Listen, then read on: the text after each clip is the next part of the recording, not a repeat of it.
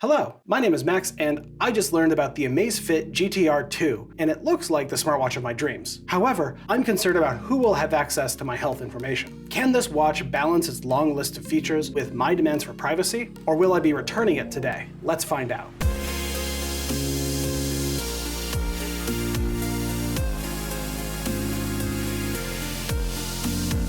A few weeks ago, I ranted about why the Fitbit Versa 2 isn't a good watch for me. It's too locked down, doesn't allow for the control of music and media on your phone, and while its battery life is better than a Google Wear OS or Apple Watch, it's not nearly as good as a 7-year-old Pebble Time Steel. And I said there was nothing else in the market to compete with it. It turns out I didn't do my research. The Amazfit GTR 2 from Zepp Health, formerly Huami, costs somewhere between $140 and $180 new, depending on if it's on sale. It's advertised with a huge 14-day battery life, only 6 days with heavy use and up to 38 days with basic use, customization with apps and watch faces, tons of workouts, heart rate and blood oxygen saturation monitors, and sleep and stress metrics. But most importantly, it should be able to control music playback on your phone. With all that said, I'm very concerned about data privacy. I may have a fix, but if I can't get it to work, then I can't use this watch. This video is clearly not sponsored, so if you like this kind of content and want to see more of it, let me know by hitting like or dropping a comment.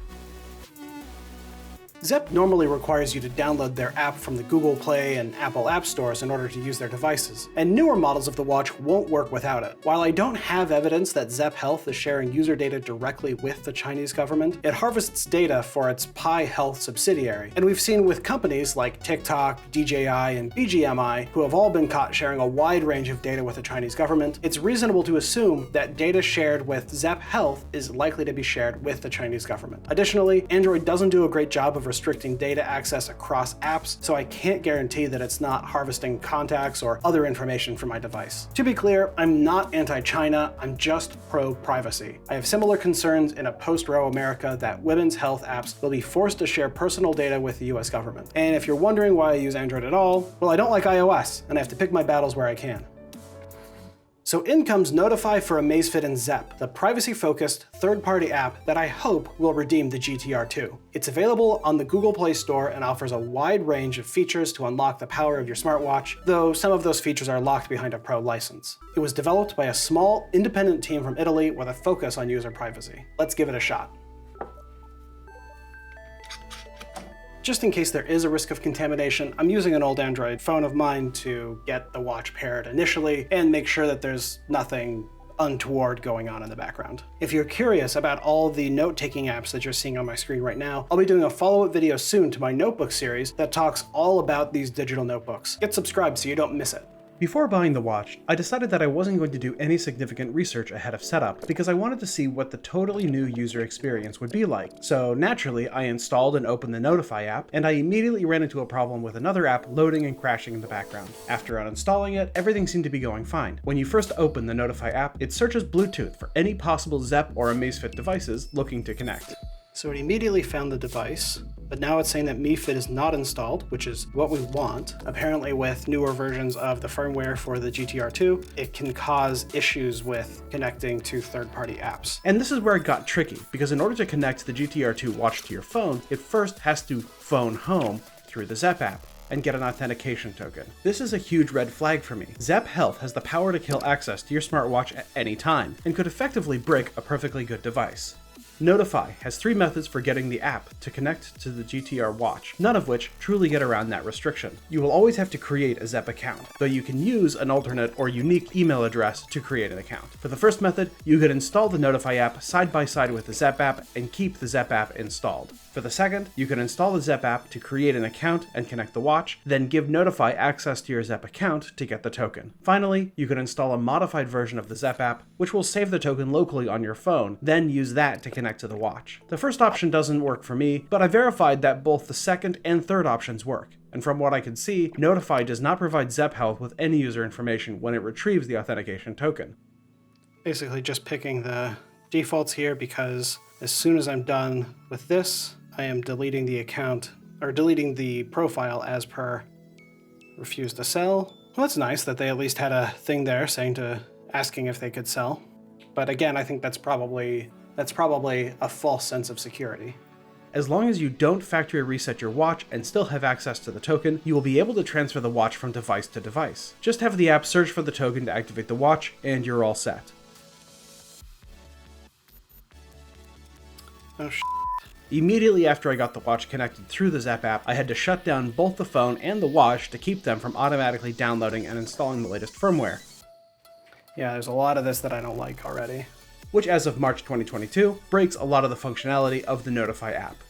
With Notify now working and connected to my GTR 2, I was able to configure my physical profile in the Notify app. They make it clear that they do not store or sell your data and that everything is stored locally on your phone, but they do have instructions on how to back up your data to Google Drive. The app itself looks very professional and has a range of features and toggles that offer significant customization. The Home tab provides all your stats at a glance, the Trend tab goes into more detail for your bio tracking, the Workout tab has workouts from MuscleWiki, and the Notifications tab has all the available functions to tune the smart part of this smartwatch. I just want to be clear that whatever problems I have with the watch, I think Notify has made a smooth app with a great user experience. They are working within very tight parameters, and I'm kind of amazed at what they were able to squeeze out of the GTR 2.